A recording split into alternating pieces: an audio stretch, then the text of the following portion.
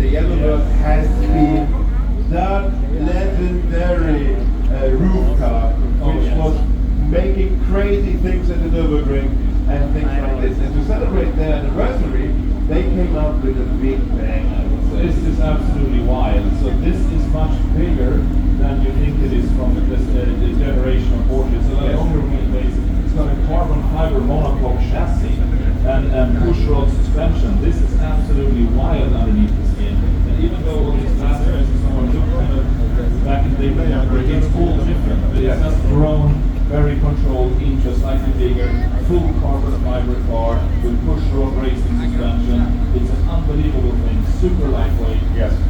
Something very, very amazing. And you know, the wonderful thing, Porsche for people like me can fit in and drive them. And I drove the prototype together with Alois a couple of hours, and I can tell you, when we went entering, you know, he calls it his test track, and I said, we shouldn't go too quick because it's a country road. He said, you know, I know the policeman here, so we kicked 280, which I never done in the roads. It would be my driving band forever. But you mentioned the longer chassis, and I would like to show you guys something where the secret lies. Because this car looks like a 964, which has a bit of a line. No, it hasn't. Because the secret to get the longer wheelbase is just here. So what the designer, who was an amazing guy, did, he just made this part a bit longer, and therefore you get this extension wheelbase which you need for bringing this performance of that engine down. And I can tell you, it goes 50 in 8 years without any problem.